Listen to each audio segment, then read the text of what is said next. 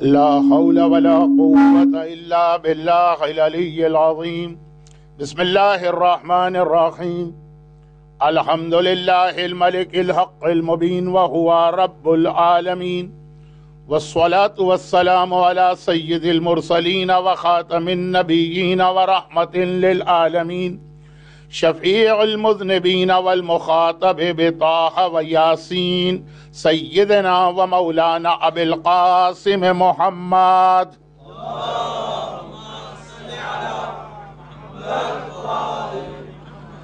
وآله الطيبين الطاهرين المعصومين المظلومين المنتجبين الميامين، سيما على بقية الله في الأراضين وحجته على العالمين، الإمام المنتظر والحجة الثاني عشر، اللهم عجل فرجه وقرب زمانه وكثر أنصاره وأهلك أعداءه ولعنة الله على أعدائهم أجمعين.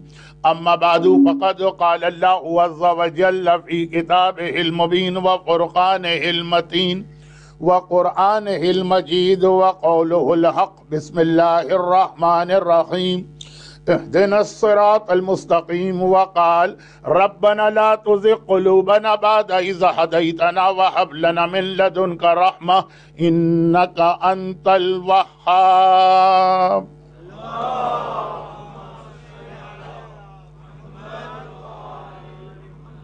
یا مقلب القلوب ثبت قلبی علی دینک.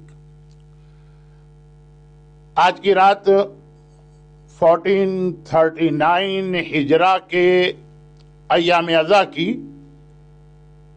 پہلی رات ہے، اور اتفاق سے کوئنسیڈنٹ پروردگار کی مصلحت کہ شب جمعہ بھی. ایوری شب جمعہ ہمارے لیے ایک وارننگ آتی ہے اسلام کی جانب سے، اور ہر سال ایام اضحیٰ دوبارہ ایک خطرے سے ہمیں آگاہ کرتا ہے. دوبارہ پھر ایک ہر سال دوبارہ یہ وارننگ آ جاتی ہے. ایوری شب جمعہ اور ہر سال محرم کی یہ پہلی رات. اور وہ کیا؟ وہ یہ ہے کہ ایک مومن کے پاس دنیا کی سب سے قیمتی چیز، the most expensive، وہ اس کا ایمان ہے. ٹھیک ہے، مال کی ایک اہمیت ہوگی، عزت کی ایک حیثیت ہے، انسان کی جان کی ایک ویلیو ہے، اولاد کی اپنی جگہ ایک بہت اہم حیثیت ہے، مگر ان سب سے زیادہ اہم چیز ہے ایمان. چنانچہ اگر ایمان کو خطرہ ہو تو آدمی اپنا مال بھی قربان کر دیتا ہے یا کر دینا چاہیے. یہی آج کی مجلس میں آگے چل کے ڈیٹیل آئے گی کہ قربان کر دینا چاہیے. اب یہ دوسری بات ہے کہ آج کے اس دور میں ایسا نہیں ہوتا، لیکن بہرحال مومن کی سب سے پہلی ذمہ داری یہی کہ اپنے ایمان کو بچائے. مال چاہیے تو مال قربان کر دے، عزت چاہیے تو عزت قربان کر دے، جان چاہیے تو جان قربان کر دے، اولاد چاہیے تو اولاد قربان کر دے، مگر ایمان کو کوئی نقصان نہ پہنچنے دے. اچھا، اب یہ تو بہت ایک عام سی بات ہے. ایوری شب جمعہ دو مختلف ایسپیکٹ یا اینگل سے ہم کو یہ یاد دلایا جا رہا ایوری شب جمعہ کہ اپنے ایمان کی حفاظت کرتے رہنا، ایمان کا پروٹیکشن، یہ سب سے اہم چیز.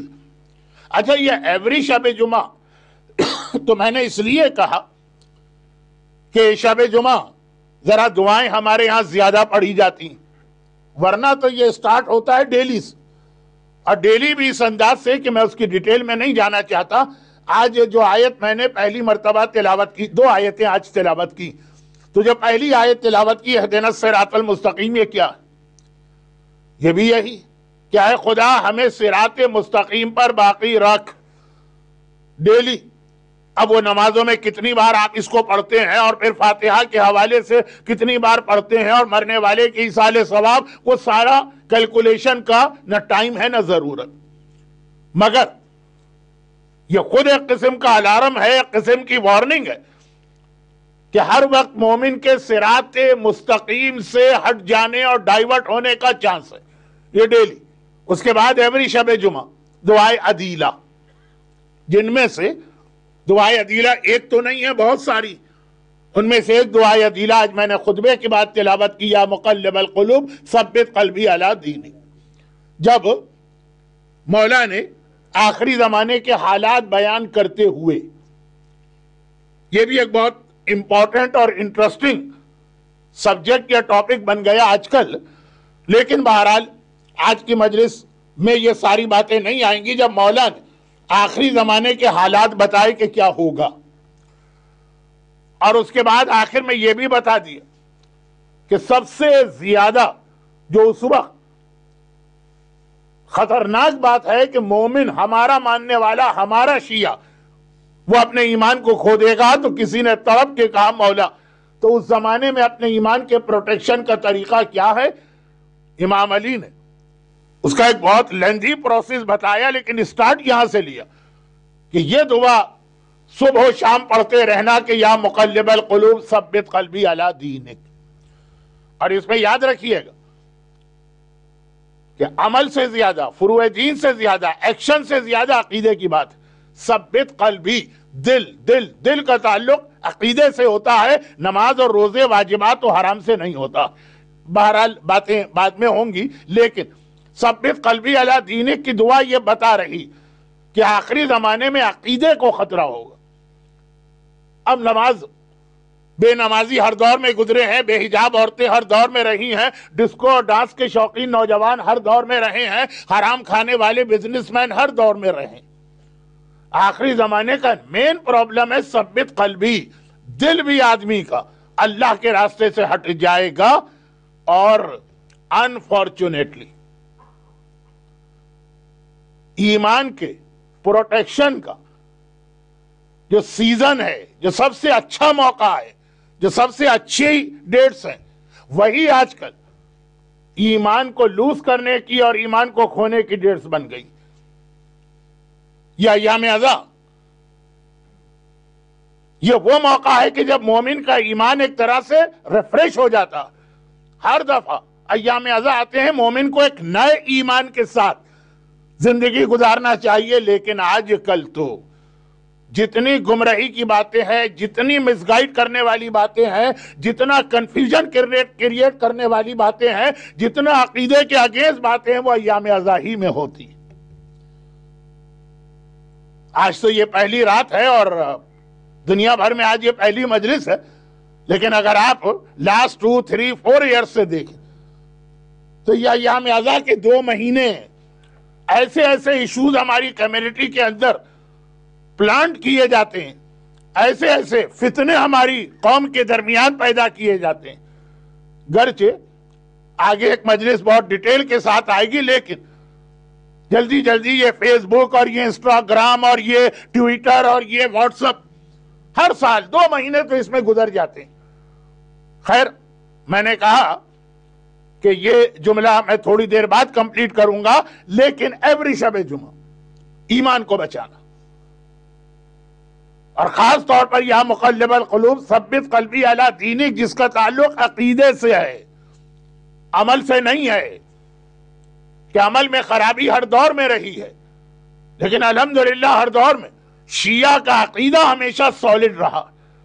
آخری زمانے میں عقیدے کے مسئلے پیش آئیں گے، جس پر کچھ گفتگو میں بعد میں کروں گا۔ تو اب ایوری شب جمعہ ہمیں ایک طرف اگر وہ میسج دیتی کہ اپنے زمانے کے امام کو یاد کرنا، پورے ویک میں روزانہ امام کو یاد رکھنا ہے، لیکن پورے ویک میں سب سے زیادہ اگر یاد کرنا ہے تو شب جمعہ، اور شب جمعہ جب ختم ہوتی ہے تو دعائے ندبہ کی شکل میں امام کو یاد کرنے کا جو اسلام نے کورس بنایا ہے وہ کمپلیٹ ہوتا۔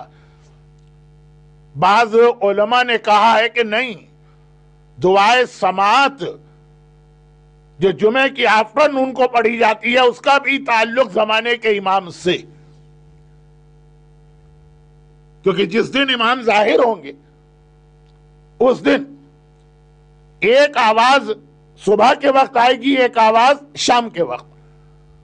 صبح کی آواز جبرائیل کی ہوگی جو کال کرے گی مکہ کے لیے، اور شام کی آواز شیطان کی ہوگی. آج کل چونکہ یہ سارے ٹاپکس بہت زیادہ ممبر پہ بیان ہو رہے ہیں تو میں ڈیٹیل میں نہیں جا رہا.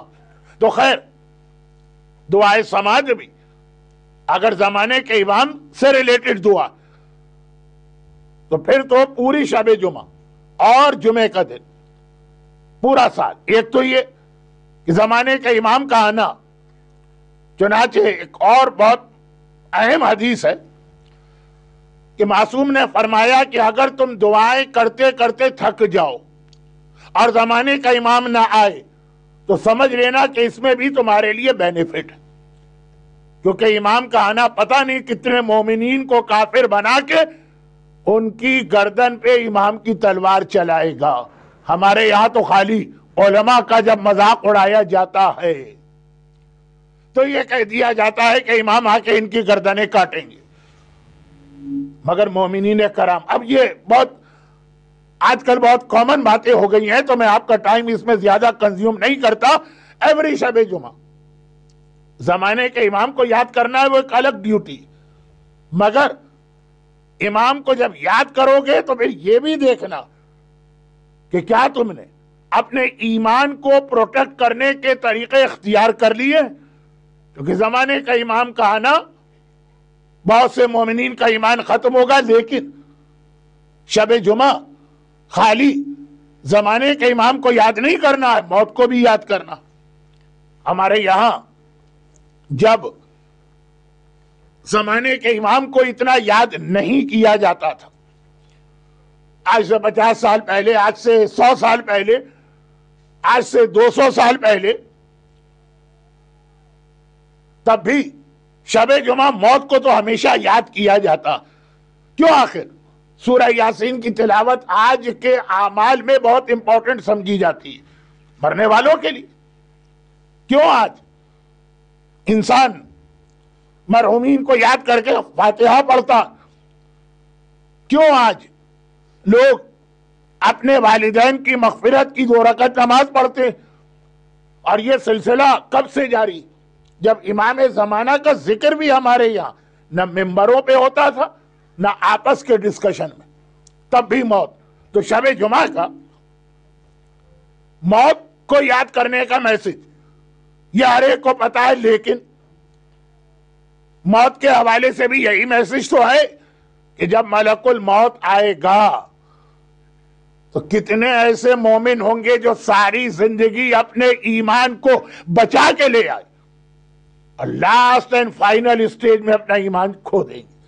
تو اب ہر شب جمعہ چونکہ یہ باتیں ممبر پہ بہت بیان ہوتی ہیں، اس لیے میں اس کی تفصیل میں نہیں جا رہا ہوں.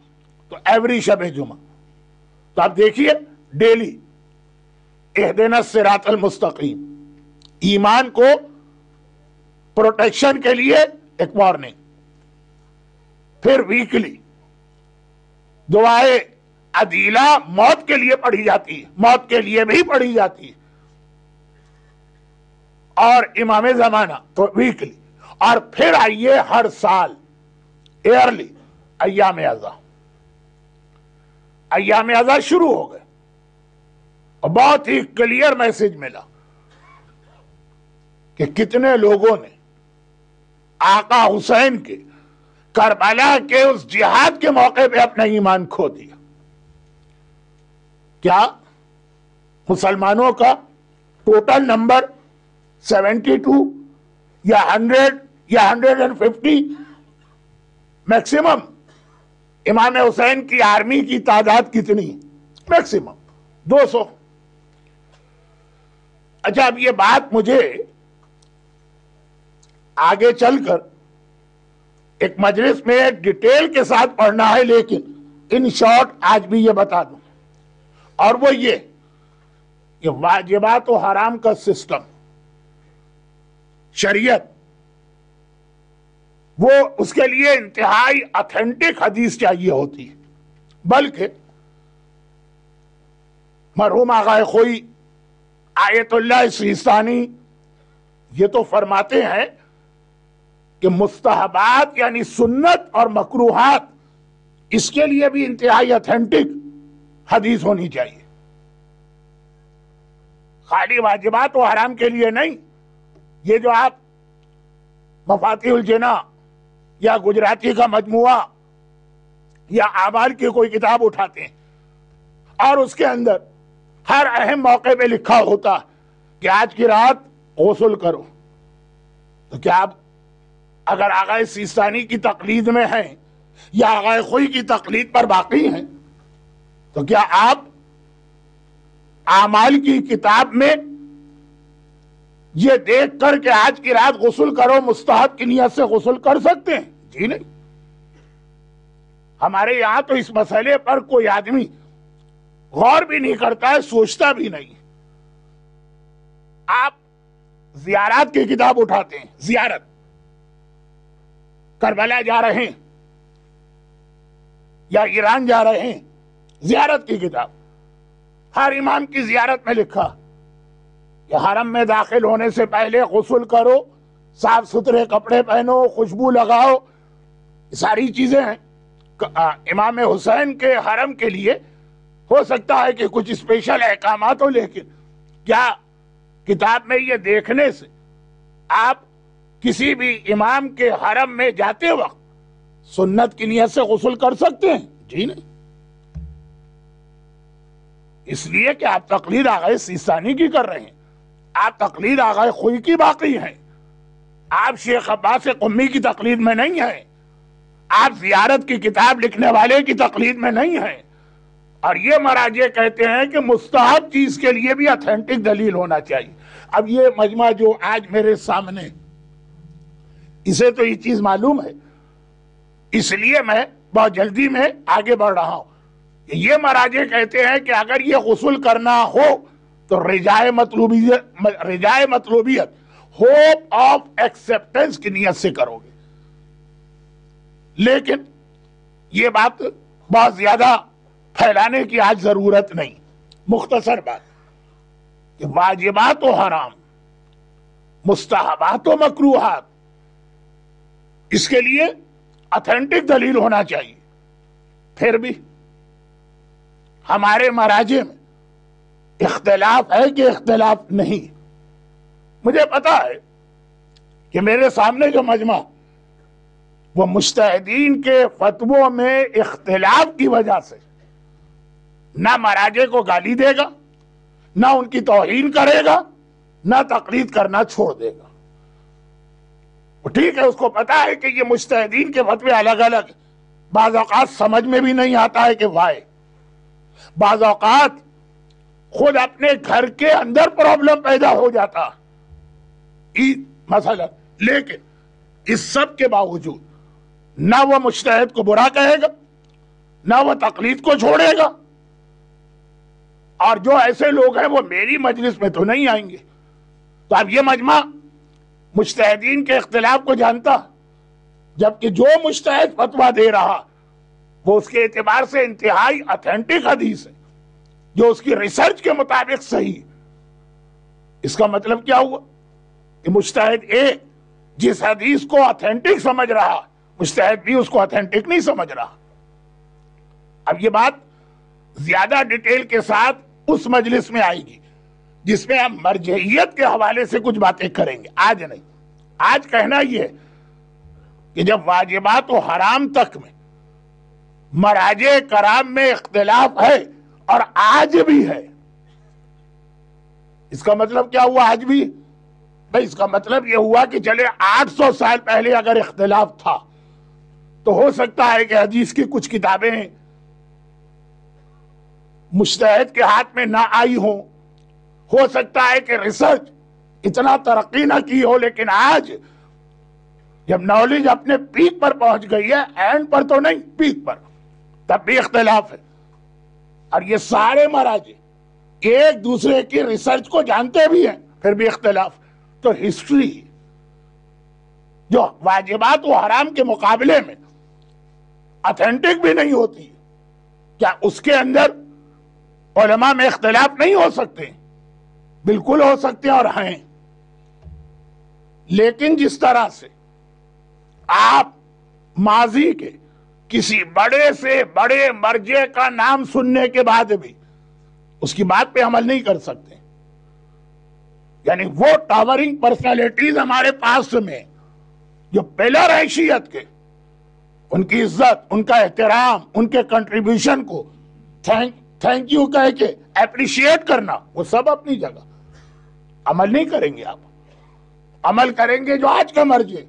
تو آخر ہسٹری میں یہ کیوں ہوتا کہ اگر شیخ مفید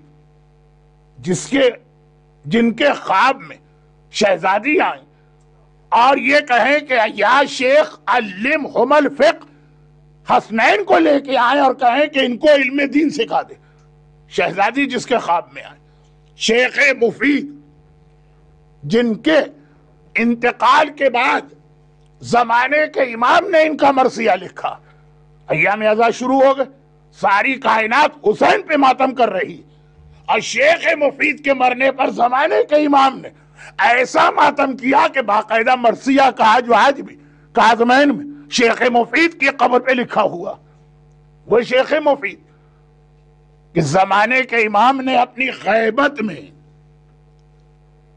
زبانی نہیں ریٹن میں، ان کے نام خط بھیجے، ایھا الاخ الکریم، اے میرے بھائی۔ لیکن فتویٰ اگر شیخ مفید کا ہمارے پاس آئے گا عمل نہیں کریں گے، فتویٰ تو چلے گا آغا سیستانی کا، ریسرچ تو قبول کی جائے گی آغا خوئی کی، اور ہو سکتا ہے کہ اس مجمع میں کچھ لوگ آغا محسن حکیم کی تقلید پہ بھی باقی ہوں، تو بہرحال آج کے مراجع۔ لیکن یہی شیخ مفید اگر ہسٹری کی کوئی بک لکھ دیں، اور لکھی ہے،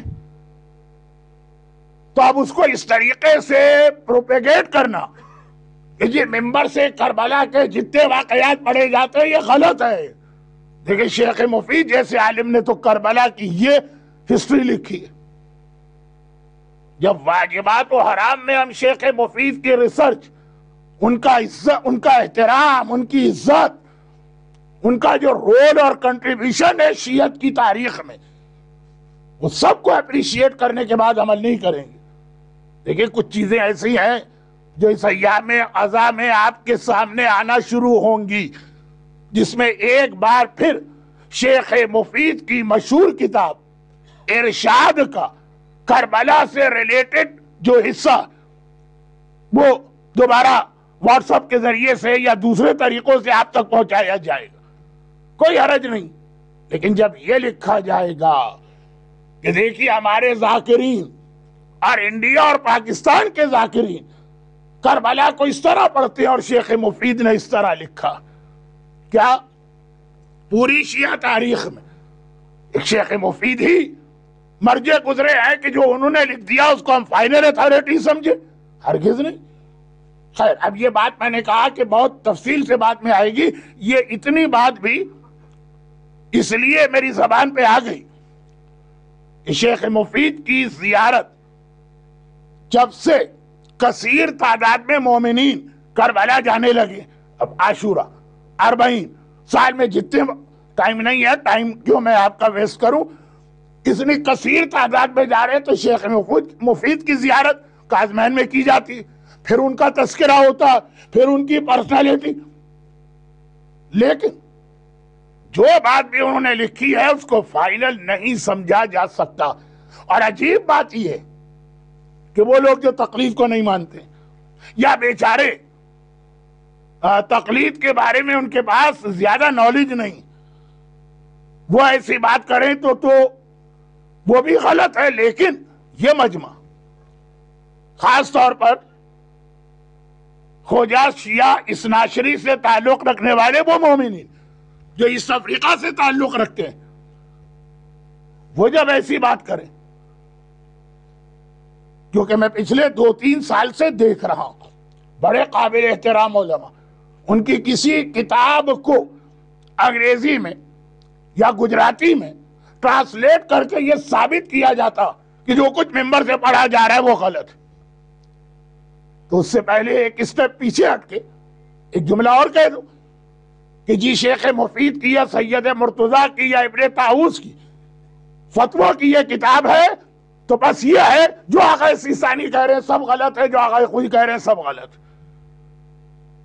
خیر یہ بات میں نے اس لیے کہی کہ کتاب ارشاد آج کل دوبارہ انڈر ڈسکشن آنے والی ہے ایام عزا کے، جو اب 40 تک کے دن، ان کا احترام، ان کی عزت، ان مراجع کے حالات پر میں نے 90 منٹس کے تقریباً 25 لیکچر دیے الگ الگ۔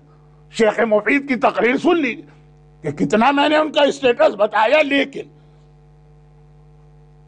مرجعیت کا انسٹیٹیوشن ترقی کر رہا، آگے بڑھ رہا۔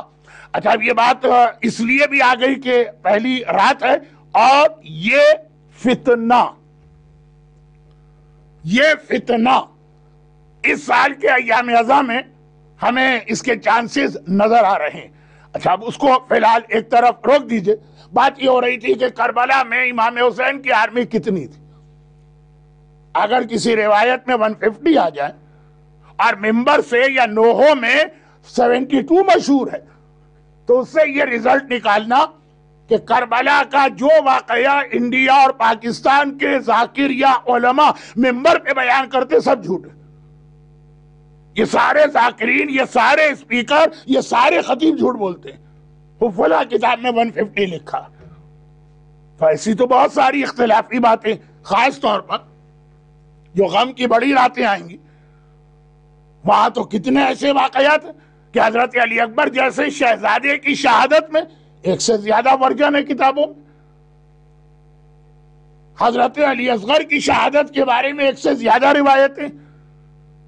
تو اس سے یہ نتیجہ نکالنا کہ انڈیا پاکستان کے سارے علماء جھوٹ بولتے ہیں، اور کربلا میں یہ سب ہوا ہی نہیں تھا۔ خیر اب یہ میں نے کہا کہ اصل میں تو جب مرجعیت واضح ہوگی کہ کس طرح سے مراجع اختلاف کرتے ہیں ایک دوسرے سے، تو یہ چیز اور واضح ہوگی۔ لیکن جو اس کی باٹم لائن بنے گی وہ جملہ ہے جو میں آج بھی کہہ رہا ہوں کہ مراجع کے اس اختلاف کے باوجود ہم کسی مرجع کو نہ جھوٹا کہہ سکیں گے، نعوذ باللہ، نہ یہ کہہ سکیں گے کہ ان کا کوئی ویسٹڈ انٹرسٹ ہے اس اختلاف کے اندر، نہ یہ کہہ سکیں گے کہ وہ ہماری قوم کو مس گائیڈ کر رہے ہیں۔ جب وہاں یہ نہیں کہہ سکتے تو یہاں بھی اس وجہ سے یہ نہیں کہنا چاہیے، کیونکہ کربلا کی روایتوں میں بھی ہر واقعے کی طرح واجبات کی طرح سے اختلاف ہے۔ خیر اب یہ بات ہو رہی تھی کہ ایمان ضائع ہوگا ہر شب جمعہ اور ڈیلی اہدنا الصراط المستقیم کے بعد ہر سال ایام عزا میں۔ کتنی عجیب بات ہے کہ ایام عزا کو اسلام نے رکھا اس لیے کہ سارا سال تم رہتے تو اسی دنیا میں ہو نا، شیطان تمہارے ساتھ، دنیا میں تمہیں ہدایت سے ہٹانے والی اور بہت ساری فورسز اور طاقتیں، ویک ہو جاتا ہے آدمی۔ ایام عزا آتا ہے تمہاری بیٹری ریچارج ہوتی ہے، دوبارہ نئے ایمان کے ساتھ تمہیں دنیا کے سامنے آنا چاہیے۔ اور عجیب بات یہ ہے کہ آج کل یہی ایام عزا سارا سال 10 مہینے پھر بھی ہم لوگ اپنے کام سے کام رکھتے ہیں، دین اور ایمان کے بارے میں انٹرفیئر نہیں کرتے ہیں، اور ایام عزا کے اندر ایک دوسرے کے عقیدے کو ضائع کیا جاتا۔ لیکن وہ تو خیر معصوم نے آخری زمانے میں شیطان کا طریقہ بتایا کہ شیطان آخری زمانے میں تمہیں عبادتوں کے ذریعے بہکائے گا، تو اب اس کو بڑھا لیجئے کہ عقیدے کے ذریعے بہکائے گا، لیکن وہ باتیں بعد میں آئیں گی۔ آج تو پہلی مجلس ایام عزا، اہدنا الصراط المستقیم جو آپ روزانہ 5 نمازوں میں کم سے کم 10 مرتبہ تو پڑھتے ہیں، اس کا میسیج ایام عزا میں اپنے پیک پر پہنچ جاتا کہ پورا سال جو تمہیں کمزور کیا گیا ہے ایام عزا تمہیں طاقتور کریں گے۔ مگر یہ طاقتور کب کریں گے؟ جب پہلے تو یہ دیکھ لو کہ آقا حسین جب کربلا کے لیے نکل رہے تھے تو خالی یہ 150 آدمی، یہ جملہ تھا جہاں سے میری مجلس تھوڑا سا ٹریک سے ہٹی اور واپس میں آ گیا کہ 150 72 سے لے کے 150 سے لے کے 200. خالی اتنے تو مسلمان نہیں تھے، اور باقی جو تھے وہ کیا کر رہے تھے؟ اب جب یزید کی فوج میں ان کی بات بھی چھوڑے، لیکن ان کی بات بھی کیوں چھوڑے؟ اب ایک کیریکٹر جو میں نے پچھلے سال ٹورنٹو کی مجلس میں اس کے حالات پڑھے، تو جو لوگ انٹرنیٹ پہ سنتے ہیں ان کو اتنے پسند آئے کہ پھر شاید مجھے 4-5 جگہ پچھلے ایام ازاں میں پھر اس کو پڑھنا پڑا اس واقعے کو. آج تو اتنا وقت نہیں ہے، اور چونکہ لاسٹ ایئر میں کئی دفعہ پڑھ چکا ہوں، لیکن اشارہ تو کرنا. شبس ابن ربعی مثلا، حسین ایام ازاں ہر سال جب محرم کا یہ چاند نظر آتا، کربلا میں جب وہ علم آج نصب کیا جاتا ہے، بلکہ نصب کر دیا گیا، تو کیا ایک میسج ملتا ہے؟ وہ یہ میسج بھی کہ مثلا شبس ابن ربیع. ہمارے یہاں پاکستان میں جب ریلیجس کوئز کمپٹیشن ہوتے ہیں،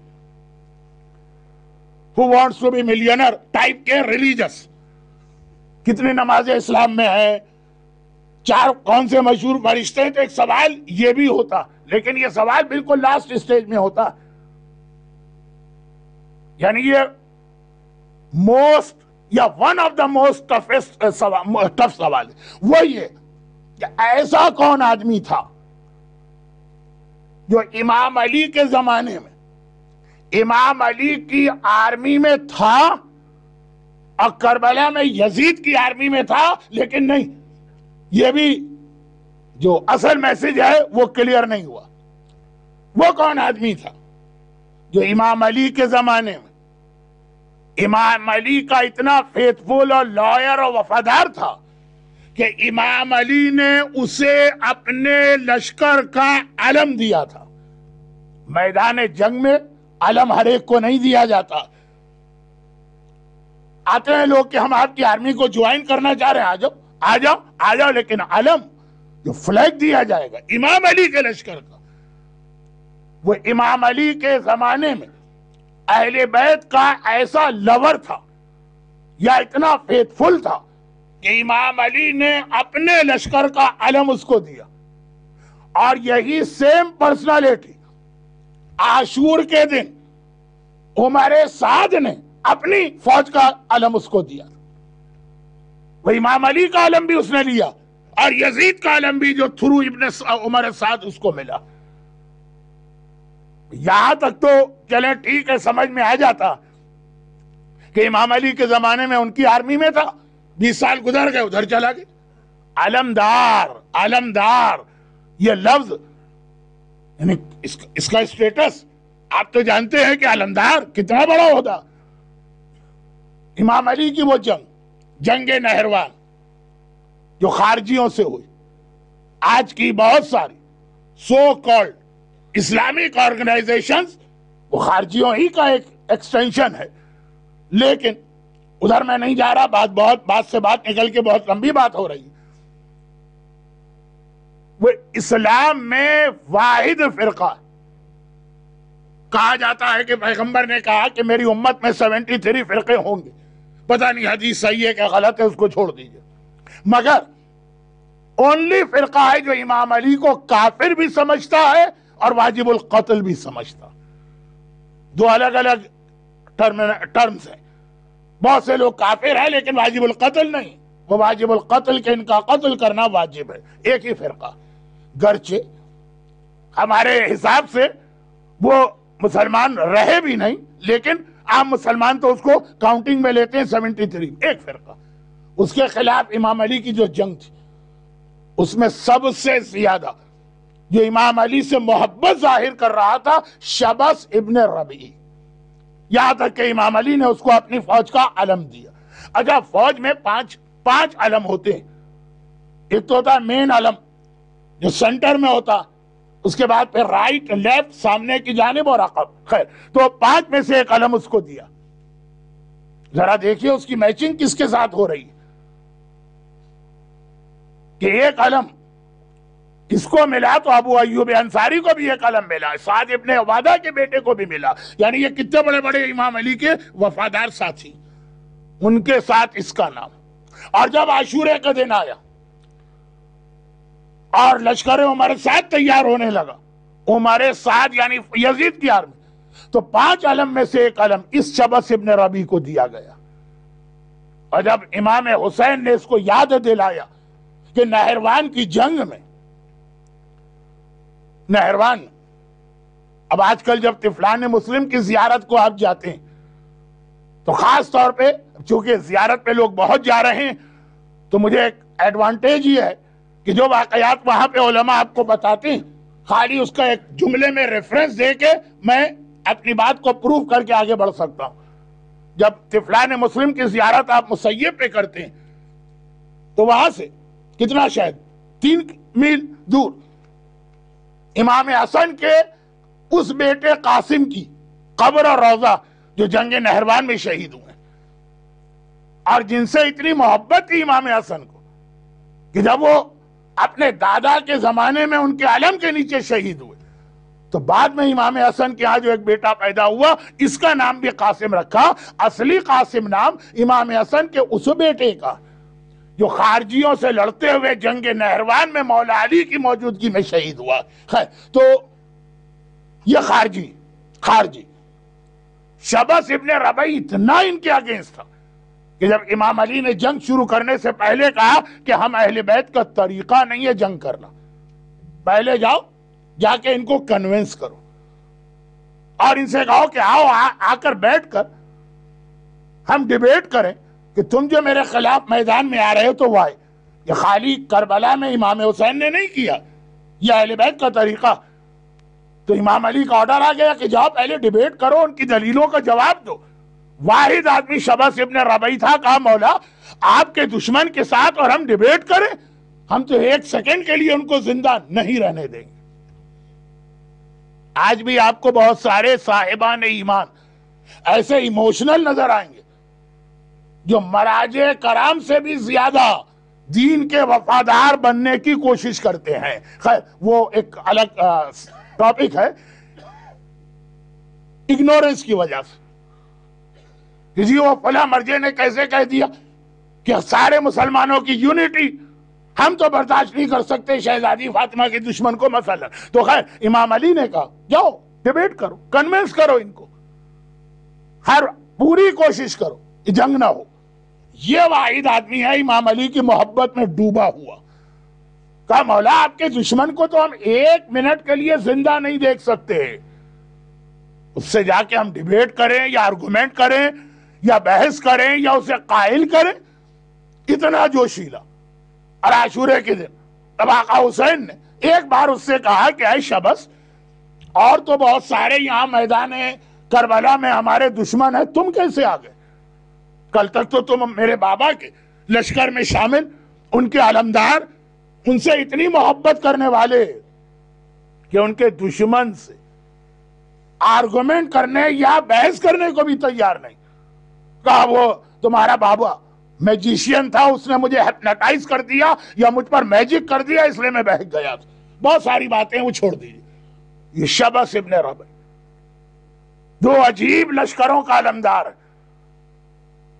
کائنات کا حق کا سب سے بڑا لشکر علی کے پاس، اس کا بھی علمدار، اور باطل کا سب سے بڑا لشکر عمر سعد کے پاس، اس کا بھی علم. اور ایسا علمدار، علم بھی تھا اس کے پاس لیکن ایسا علمدار. یہ حدیث جو اب میں پڑھ رہا ہوں آج کل زیارت میں آپ علماء سے سنتے ہوں گے، مجھے تو نہیں معلوم، اس لیے کہ میں جس گروپ میں جاتا ہوں تو عام طور پہ مجھے سے کہا جاتا ہے کہ آپ ہی یہ سب بیان کریں، تو باقی گروپس کا مجھے نہیں پتا. لیکن کوفہ، شہر کوفہ بہت اہم شہر، یعنی کوفے کو بعض ایسی خصوصیات حاصل ہیں جو نجف کو بھی نہیں، جس میں سے بہت ہی شارٹ، نجف کے اندر اگر آپ مسافر ہیں تو نماز پوری نہیں پڑھ سکتے، کوفے میں پوری پڑھ سکتے ہیں. خاص طور پہ آقا سیستانی کے فتوے میں کہ پورا کوفہ شہر. تو امام علی نے جب کوفے کو اپنا کیپٹل بنایا تو یہ دیکھا کہ لوگ مسجد کوفہ کی اہمیت کی وجہ سے اس میں نماز پڑھنے آ رہے ہیں، تو ٹھیک ہے آنا چاہیے. بلکہ چھٹے امام کے زمانے میں جب اس راوی نے کہا کہ میں تو نہیں جاتا تو امام نے اس کو کنڈیم کیا. بات سے بات نکل رہی ہے لیکن جو کہ آپ یہ زیارت میں حدیثیں سنتے ہیں علماء سے. تو امام علی نے ایک بار جب یہ دیکھا مسجد کوفہ میں بہت لوگ آ رہے ہیں، بلکہ بعض لوگ مسجد کوفہ میں آنے کی وجہ سے کچھ غلطیاں بھی کر رہے ہیں. مثلا یہ میں اپنی طرف سے اگزامپل دے رہا ہوں، فجر کا اول وقت آ گیا، اب جہاں وہ رہتے ہیں وہاں نماز پڑھ لیں. نہیں، مسجد کوفہ میں جانا ہے تو اتنا ڈیلے ہو جاتا ہے گھر سے نکل کے وہاں پہنچنے میں کہ وقت فضیلت نکل جاتا. یہ خود اپنی جگہ پہ ایک بہت انٹرسٹنگ مسئلہ علماء کرام آپ کو بتائیں گے. وہ یہ کہ نماز جماعت کی اتنی اہمیت، لیکن اگر نماز جماعت کسی وجہ سے اتنا ڈیلے پڑی جائے کہ وقت فضیلت نکل جائے، تب بھی جماعت کا ثواب زیادہ ہے کہ نہیں؟ پھر تو فرادہ پڑھ لو، اس کا ثواب زیادہ. یا یہ مسئلہ آج کل حج میں لوگ بہت پوچھتے ہیں کہ حج میں بھی یہی کہ خانہ کعبہ میں نماز پڑھنا، مگر آپ کو معلوم ہے کہ آج کل اتنا کراؤڈ ہوتا کہ مغرب سے 2 گھنٹے پہلے ہی مسجد الحرام لاک کر دی جاتی ہے، کسی کو اندر جانے کی اجازت ہی نہیں، اور عشاء کے بھی تقریباً 20 منٹ کے بعد مسجد کھلے گی. تو مغرب کا وقت فضیلت تو چلا گیا. اب مغرب کا وقت فضیلت بچانا اہم ہے کہ نہیں؟ کعبے کی نماز 1 is equal to 100,000 یا 1 million جو بھی ہو. اب یہ ایک سوال آتا ہے جس کا مجتہدین جواب دیتے ہیں، کچھ مراجع میں اختلاف بھی ہے، اس لیے میں اس کو ممبر سے بیان بھی نہیں کر رہا ہوں. لیکن مولا نے دیکھا کہ کوفے کی مسجد میں آنے کی وجہ سے نیک نیتی سے آ رہے ہیں، سنسیئرٹی سے آ رہے ہیں، لیکن کچھ غلطیاں ہو رہی ہیں. تو امام علی نے ایک بار کہا کہ کوفے کی ہر مسجد اہم ہے. ٹھیک ہے، مسجد کوفہ کا اسٹیٹس بہت زیادہ، لیکن ہر مسجد اپنے محلے کی مسجد جو ہے اس کی بھی اہمیت، وہاں بھی نماز پڑھنے کا اتنا ہی ثواب ہے. لیکن فرمایا لال مسجد میں نماز نہیں پڑھنا. اب کوفے میں لال مسجد تو کوئی تھی ہی نہیں اس زمانے میں. امام علی کہہ رہے ہیں کہ کوفے کی ہر مسجد تمہارے اپنے محلے میں ہو، مارکیٹ میں ہو، جہاں بھی ہو، کوفے کی اہمیت، مسجد کوفہ کی ہے اہمیت، لیکن اصل میں پورے شہر کوفہ کی اہمیت.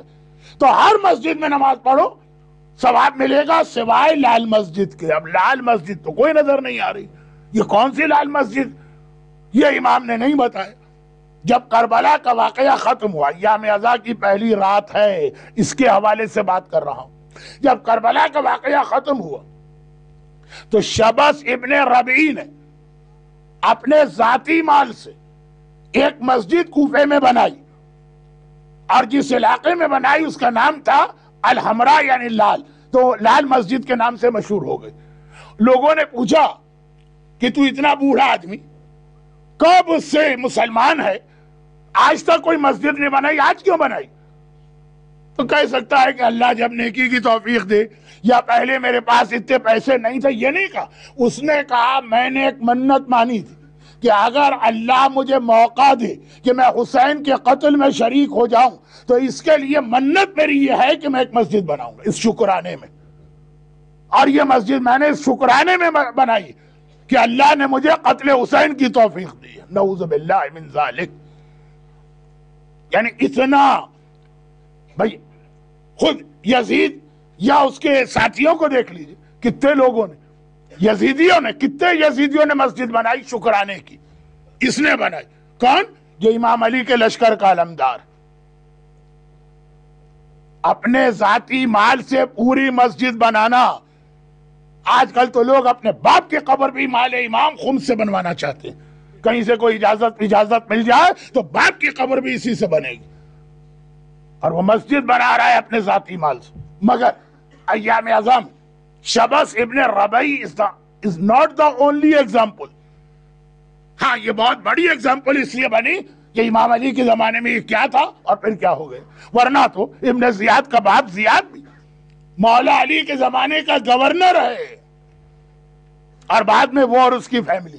تو ہر سال ایام اعزا ڈیلی بیسس پہ اپنے ایمان کو پروٹیکٹ کیجئے، ویکلی بیسس پہ اپنے ایمان کو پروٹیکٹ کرے، اور ایئرلی بیسس کے اوپر. آج یہ تینوں باتیں جمع ہو گئی. مغربی عشاء بھی آپ نے پڑھی ہے، اہدنا الصراط المستقیم.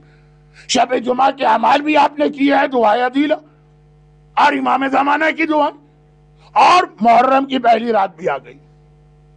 اسی لیے جو کمپلیٹ دعا ہم کو بتائی گئی وہ یہ نہیں ہے کہ اعظم اللہ اجورنا بمصابنا الحسین. یہ یقیناً یہ دعا ہم کو بتائی گئی ہے، لیکن اس کے ساتھ وَجَعَلْنَا وَإِيَّاكُمْ مِنَ الطَّالِبِينَ بِسَارِهِ، اللہ غم حسین میں ہمارے اجر کو بڑھائے، یہ ایام عذاب کے اجر کو بڑھانے کا مہینہ بھی، لیکن ہمیں اور تمہیں قرار دے حسین کے خون کا بدلہ لینے والوں میں. ایسا نہ ہو کہ آج حسین کا علم ہاتھ میں اٹھائے ہوئے ہیں اور جب حسین کا وارث آ جائے تو سفیانی کا یا دجال کا علم ہاتھ میں اٹھا کے باہر نکلے.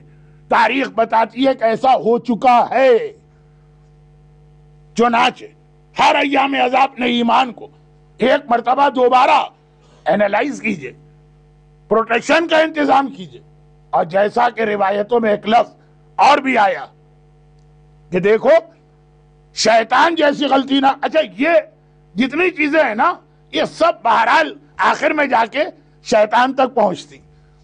شیطان جیسا نہ بننا. اچھا شیطان جیسا تو ہم کو نہیں بننا ہے، تو شیطان کی تو بہت ساری خصوصیات ہیں. کس چیز کے لیے امام نے کہا اس چیز کے لیے کہ دوسروں کے ایمان کو دیکھتے ہوئے اپنے ایمان کو بھول نہ جانا. شیطان کی ایک سب سے پہلی بھول کیا ہے؟ پہلی. اس کے بعد تو بہت سارے دلچسپ شیطان کے واقعات ہیں، وہ بھی انشاءاللہ ارادہ تو ہے کہ اس اشرے میں کچھ چیزیں بیان کی جائیں گی. لیکن میری ایک بہت پرانی سپیچ تقریباً 40 سال پہلے کی شیطان کا انٹرویو، اس میں سے کچھ باتیں آج 40 سال کے بعد دوبارہ بہت امپورٹنٹ بن گئی ہیں، تو انشاءاللہ اس کا کچھ تذکرہ ہوگا. لیکن شیطان کی سب سے پہلی بھول کیا؟ پہلی بھول یہ ہے کہ اتنا اسٹرانگ اس کا ایمان تھا. ایک سوال جو لوگ کرتے ہیں کہ مولانا آج کے زمانے میں میڈیا اور پھر اگر کوئی ویسٹ میں رہتا ہے تو ویسٹ ایمان بچانا مشکل ہو رہا، اپنا ایمان بچا بھی لے تو اپنی اولاد. مگر ذرا دیکھیے شیطان کسے کہتے ہیں؟ شیطان اس کا نام ہے نا کہ ساری قوم اس کی گمراہ ہو گئی، وہ اکیلا ایمان پر ڈٹا رہا.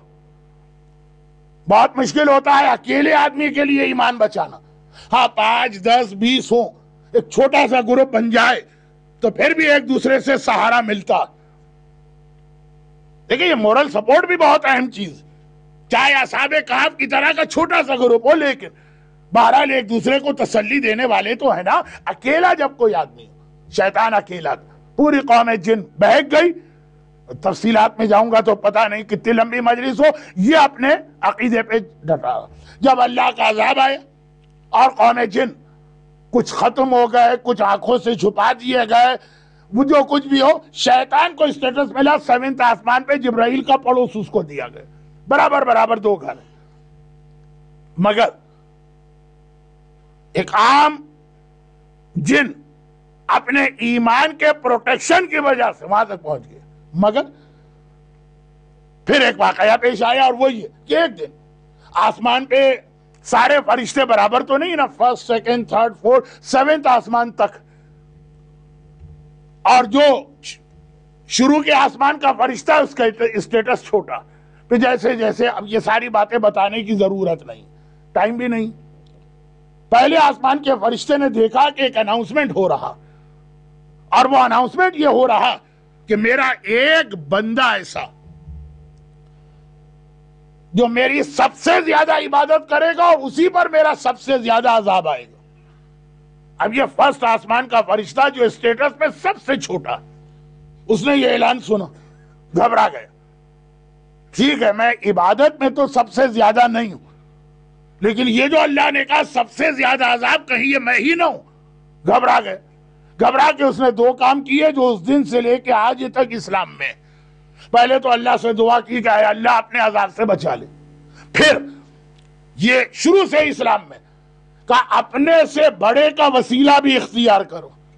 بے شک آج دعائے توسل پہ ہمارے یوتھ اور ینگ اسپیکر بہت زیادہ اعتراض کر رہے ہیں، کنڈم کر رہے ہیں دعائے توسل کو، مگر دعائے توسل اسلام کے فاؤنڈیشن اسٹون اور بنیادی عقیدوں میں سے ایک، شروع سے کہا کہ اپنے سے بڑے، تو اب اپنے سے بڑا تو سیکنڈ آسمان کا فرشتہ، اس سے کہا بھائی یہ اناؤنسمنٹ میں نے سنا ہے اور میں ڈر رہا ہوں، تم میرے لیے اللہ کی بارگاہ میں دعا کر دیں۔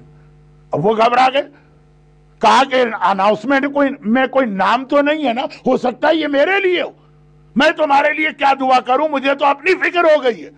وہ گیا تھرڈ آسمان، اس طرح سے ٹائم ویسٹ ہوگا، 7ویں آسمان تک بات پہنچی، اور آخر کے 4 بڑے فرشتے ملک الموت و میکائیل و اسرافیل و جبرائیل، آخر جبرائیل تک یہ سب لوگ گئے۔ جبرائیل نے ایسا کراؤڈ تو کبھی نہیں دیکھا تھا، چھوٹے سے لے کے بڑے تک ہر فرشتہ آیا ہے، جبرائیل ہمارے لیے دعا کر دو۔ جبرائیل سید الملائکہ، اور اتنا قرآن نے جبرائیل کا ہائی اسٹیٹس بتایا ہے کہ بعض شیعہ علماء کا بھی یہ نظریہ کہ جبرائیل کا رتبہ معصومین کے برابر یا ان کے جسٹ آفتر ہے۔ خیر بات لمبی ہو جائے گی۔ جبرائیل بھی گھبرا گئے، بھئی اللہ کا اناؤنسمنٹ، میری سب سے زیادہ عبادت کرنے والا، اسی پر میرا سب سے زیادہ عذاب آئے گا، نام تو نہیں ہو سکتے میرے لیے۔ اب فرشتے چکرا گئے، کہا کہ اے جبرائیل جب تم پریشان ہو تو تم سے بڑا کون ہے جس کے پاس جائیں؟ کہا میرا پڑوسی، وہ مجھ سے بھی بڑا ہے، اس لیے کہ جبرائیل عبادت کرتے ہیں کیونکہ اللہ نے ان کو ڈیفالٹ بنایا ہے معصوم۔ شیطان نے پوری جن کی قوم کا مقابلہ کر کے اپنا ایمان بچایا، مجھ سے بڑا، چلو اس کے پاس وہاں گئے، اس نے سنا، وہ فرسٹ ٹائم اس نے ایک مرتبہ کہا اچھا ہاں تم کو ڈرنا چاہیے، میں تمہارے لیے دعا کرتا ہوں، اے خدا ان کو اپنے عذاب سے بچا لے۔ اپنا ذکر نہیں کیا، سوچا بھی نہیں۔ جبرائیل نے سوچا، اسرافیل نے سوچا، پہلے آسمان کے چھوٹے فرشتے نے سوچا، شیطان ہاں جب یہ اناؤنسمنٹ آیا ہے تو اللہ کا عذاب بہت بڑا، میں دعا کرتا ہوں۔ امام کی حدیث ہے کہ اللہ نے شیطان کی دعا قبول کر لی، کیونکہ اس وقت تک تو شیطان بالکل ٹھیک تھا، دعا قبول کر لی۔ ان میں سے کسی پہ عذاب نہیں آیا، اور اپنا اعلان بھی پورا کیا، اور وہ اس طرح سے کہ سارا عذاب اسی شیطان پہ آ گیا جو اپنے آپ کو بھول گیا اور دوسروں کے بارے میں دعا کر رہا۔ کرو دوسروں کے لیے دعا، لیکن اپنے آپ کو نہ بھولو۔ ایام عزا آتے ہیں، ہم نے کہا افسوس شبس ابن ربیع کتنا برا تھا، علی کا شیعہ ہو کر یزیدی بنا، کنڈیم کر رہے ہو، کرو۔ زیارت عاشورہ میں بھی لعنت ہے، زیارت وارثہ میں بھی لعنت ہے، لعن اللہ امتن قتلت کا میں ہے، لعن اللہ امتن، لیکن اپنے آپ کو نہ بھولو۔ شیطان جیسی غلطی نہ ہو کہ ایسا نہ ہو کہ آئندہ کسی بھی اسٹیج پر ہم بھی اہل بیت کے اتنے ہی خلاف ہو جائیں، کیونکہ دعائے توسل کو آج کل جس طرح سے کنڈیم کیا جا رہا، تو اس میں تو بعض اوقات اتنے توہین آمیز جملے آ جاتے ہیں کہ ان اماموں کا وسیلہ اختیار کر رہو، یہ ہے کیا؟ قبر میں مل کے مٹی ہو چکے ہیں، پتہ نہیں ان کی ہڈیاں بھی قبر میں ہیں کہ نہیں، یہ میں نے خود سنا۔ وہ اپنے اعتبار سے نالج دینا چاہ رہا ہے یوتھ کو، لیکن اس کا اسٹائل اب یہ پتہ نہیں چلتا کب ٹریک چینج ہو جائے۔ کربلا ڈیلی ویکلی، اب چھوڑ دیجئے آج پہلی تاریخ، اور ایئرلی اپنے ایمان کی حفاظت کرنا، کوئی ایسی غلطی نہیں کرنا ہے جو شیطان نے کی، جو شبس ابن ربیع نے کی، جو زیاد ابن ابی نے کی، یا جو ان لوگوں نے کی جو حق کے کیم سے باطل میں گئے۔ ہم کو یاد ہے وہ باطل کے کیم سے حق میں آیا، ان کو بھی یاد کریں جو حق کے کیم سے باطل میں گئے۔ وہ غلطیاں کیا ہیں یہ انشاءاللہ کل سے شروع ہوگا، تھوڑا سا ذکر اس کا ہوگا۔ اس ایام عزا کے اس عشرے میں ہمارے موضوعات 3-4 مختلف موضوعات ہوں گے، لیکن ہوں گے سب ایک سیکوینس، اور اسی اسٹیج کے اوپر دیکھو یہ غلطی نہ ہونے پائے۔ جب حسین مدینے سے نکلے تو کم از کم اس وقت جو اپنی فوج کو لے کے گئے تو ایک ایک سپاہی کو چیک کیا، ان میں کوئی ایسا نہ آنے پائے جیسا میرے بابا کے لشکر میں آ چکا ہے، جیسا میرے نانا کے لشکر میں آ چکا ہے، جیسا میرے بڑے بھائی کے لشکر میں آ چکا ہے۔ हर एक की आर्मी में, चाहे वो रसूल खुदा हो या इमाम अली हो या आका हसन मुश्तबा हो, हर एक की आर्मी में ऐसे लोग आ चुके जो मोहब्बत करते हुए आए थे और बाद में दुश्मन बन गए। मेरी फौज पहले दिन से ही मदीने से निकलते वक्त ही सेलेक्टेड, हर आदमी को आने की इजाजत नहीं, वही जिन पर हुसैन को पूरा पूरा ट्रस्ट, सिर्फ उनको लेके मेरा आका हुसैन चल रहा। लेकिन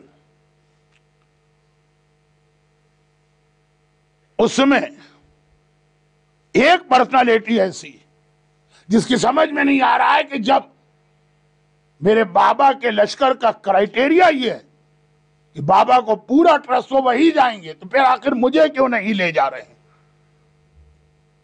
क्या मेरे दीन में या ईमान में या अमल में कहीं कोई कमी है? वो समझ में नहीं आता। और उसका नाम था फातिमा सुगरा।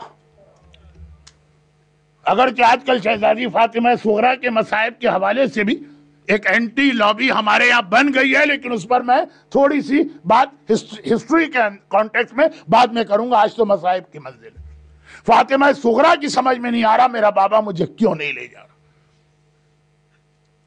उनको न ले जाए जिनके अकीदे में या कोई कमी है या आगे चांसेस हैं, तो ठीक है, मैं तो नहीं आती उस कैटेगरी में।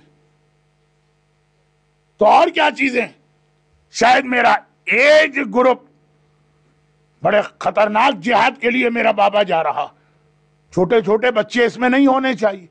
लेकिन जब हमने देखा कि हुसैन की इस आर्मी में सकीना जैसी 4 साल की बच्ची भी है और अली असगर जैसा 2 वीक का बच्चा भी है,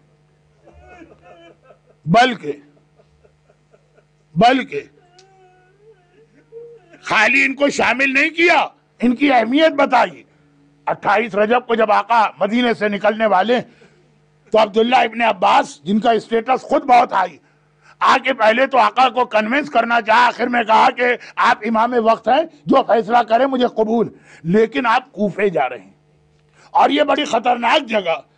मैंने तो आपके बाबा का जमाना देखा, कम अज कम औरतों और बच्चों को लेके तो न जाए। और हुसैन का जवाब था, ऐ इब्ने अब्बास, जो जिहाद में करने जा रहा हूं वो मैं कामयाब हो ही नहीं सकता जब तक कि मेरे साथ ये औरतें और बच्चे ना हो। मेरे अकबर से, मेरे कासिम से, ये मेरा इंटरप्रिटेशन है, मेरे अब्बास से ज्यादा अहमियत इन औरतों और बच्चों की है, यही मेरे जिहाद को कामयाब करेंगे। अब ये अलग बात है कि आका हुसैन का रिप्लाई बाद में आया। जैसे ही अब्दुल्ला इब्ने अब्बास ने कहा कि मौला इनको लेके न जाए, पर्दे के पीछे से ज़ैनब की आवाज आई, इब्ने अब्बास ये क्या गजब कर रहा है, क्या भाई से जुदा होके बहन जिंदा रह सकेगी? लेकिन एज ग्रुप तो रीजन नहीं है, हुसैन तो इतनी अहमियत बता रहे, शायद इसलिए सुगरा को लेके नहीं जा रहे कि सुगरा बीमार हैं। मगर बीमार तो आका सज्जाद भी, एक बीमार जा सकता है तो दूसरा क्यों नहीं जा सकता? शायद इसलिए लेके नहीं जा रहे हैं कि वो लड़की है, मगर जब बाकी लड़कियां फातिमा कुबरा और सकीना जा सकती हैं तो ये लड़की क्यों नहीं जा सकती? कोई ऐसा रीजन समझ में नहीं आता। नहजतुल हुसैन में एक रिवायत लिखी और वो ये है कि जब 28 रजब की सवारियां तैयार हो गई तो हुसैन ने एक मर्तबा कहा, बीबियों जाओ और जाके सुगरा को अलविदा कह के आ जाओ, इसलिए कि उसे मैं छोड़ के जा रहा हूं। लेकिन देखो कोई सुगरा से बातें ना करे, जाना बखुदा आप इसके क्या जाना। हुसैन को भी यह डर कि कहीं सुगरा किसी बीबी की सिफारिश लेके ना आ जाए। अब सुगरा ने भी दिल में यही सोचा कि जो बीबी आएंगी उनसे कहूंगी मेरी सिफारिश कर दीजिए, लेकिन हर बीबी इतने जल्दी आती है और इतना खामोश, सर पे हाथ रखा, बेटी खुदा हाफिज, वापिस चली गई। सुगरा को वक्त ही नहीं मिल रहा है। लेकिन आखिर में जब देखा मेरी मेहरबान फुफी सानिया ज़हरा ज़ैनब कुबरा मेरे हुजरे में आई और सर पे हाथ रखा, सुगरा बेटी खुदा हाफिज। अब सुगरा तड़प गई, अगर ये चली गई तो और कोई नहीं है मेरी सिफारिश करने वाला। तड़प के फुफी के दामन को थामा, फुफी अम्मा आज तक मैंने आपसे कुछ नहीं मांगा, آج صرف ایک سوال ہے، بابا سے سفارش کر دیں مجھے ساتھ لے جائیں۔ زینب کا لقب ہے شریکت الحسین، حسین کی شریک، تو اب اس جہاد میں زینب شریک ہے۔ حسین کی طرف سے سغرا کو سمجھایا، سغرا بیٹی گھبراؤ نہیں، چند دنوں کی بات ہے، ہم لوگ واپس آئیں گے۔ لیکن سغرا تڑپ کے ایک عجیب جملہ کہتی ہے، پھوپھی اماں مجھے پتا ہے آپ آئیں گی، میرا بابا نہیں آئے گا۔ کوئی بیٹی اپنے باپ کے لیے ایسی بات کہے اور سفر کے موقع پر؟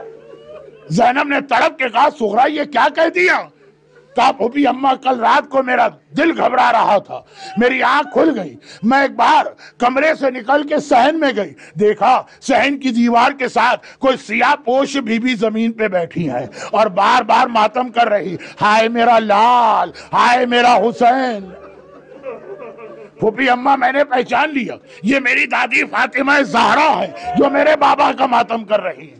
ماں کا نام سنا اب تو زینب برداشت نہ کر سکی، سغرا کے بازو کو تھاما، حسین کے حجرے میں گئی۔ لیکن اس سے پہلے کہ سغرا یا زینب کچھ کہیں، حسین نے دیکھا سمجھ گئے۔ دو ہی مرتبہ کربلا میں یہ جملہ آیا، دو ہی مرتبہ آیا کہ بڑا بچے کو لے کے آیا، اور اس کے کہنے سے پہلے حسین سمجھ گئے آج 28 رجب کو مدینے میں اور کل عاشور کی سہ پہر کو جب عباس سکینہ کو لے کے حسین کے پاس گئے تھے۔ زینب کو سغرا لاتے دیکھا، حسین نے کہا زینب میں سمجھ گیا سغرا کو کیوں لا رہی ہو، بھائی تیری ہر بات مانے گا، سغرا کی سفارش نہ کرنا۔ اب زینب نے گھبرا کے کہا بھیا آخر میری سغرا کی غلطی کیا کہ سب کو لے جا رہا ہے، سغرا کو نہیں لے جا رہا۔ حسین نے کہا زینب تمہیں تو پتا ہے میرے بات کیا ہونے والا، یہ قافلے کی قیادت زینب کو سنبھالنا بھی ہے، اور اس کے لیے مولا علی نے زینب کو پہلے سے تیار بھی کیا تھا۔ بعض علماء پڑھتے ہیں روزانہ فجر کی نماز کے بعد علی زینب کو لے کے مکان کے صحن میں اتنا ٹہلتے تھے کہ زینب کے گھٹنے دکھنے لگتے۔ کہا بابا یہ آپ مجھے اتنا کیوں چلا رہے ہیں؟ علی نے کہا تھا زینب آج مشق کر لے، کل کربلا کی شام غریبا جب عباس نہیں ہوگا، اکبر نہیں ہوگا، تجھی کو قافلہ سنبھالنا۔ حسین نے کہا زینب تجھے پتا ہے کہ میرے بعد کیا ہونے والا؟ کوفے اور شام کے بازاروں میں جانا، درباروں میں جانا، نامحرموں میں جانا، بلوہ عام میں جانا۔ حسین اپنی ہر بیٹی کی بے پردگی برداشت کر لے، سغرا کی بے پردگی برداشت نہیں ہے۔ تو مولا کیوں؟ کہا اس لیے کہ میری باقی بیٹیاں یا میرے نانا کی شبیہ ہیں یا میرے بابا کی تصویر ہے، لیکن سغرا میری ماں فاطمہ زہرا کی شبیہ ہے۔ آئے حسین شبیہ زہرا نامحرموں میں کس طرح سے دیکھ۔ اجرکم اللہ علی ولعنۃ اللہ علی اعدائہم اجمعین۔ پروردگارا اہل بیت اطہار کے ان مصائب پہ گریہ کرنے والوں، حسین اور حسین کی اولاد کے ان مصائب پر آنسو بہانے والوں کے اس گریہ اور آنسوؤں کا واسطہ جو لوگ آج کی مجلس میں ہیں ان کی تمام حاجتوں کو پورا فرما۔ خداوندہ غم حسین کے سوا ہمیں دنیا اور آخرت میں کوئی غم نہ ملے مگر غم حسین تو وہ دولت ہے جسے لے کے ہم جنت میں بھی داخل ہو۔ خداوندہ ہمارے تمام مرحومین کی مغفرت فرما، بیماروں کو شفائے کاملہ عطا فرما، جنہیں روزگار کی کوئی پریشانی ہے ان کی یہ پریشانی دور فرما، جنہیں ویزے کی کوئی پریشانی ہے ان کی وہ پریشانی دور فرما۔ خداوندہ تجھے حسین کی زہرا، لیلا کے اکبر، رباب کے اصغر کا واسطہ ہمیں اپنی اولاد کو دین کے راستے پہ صحیح تربیت کرانے کی توفیق عطا فرما۔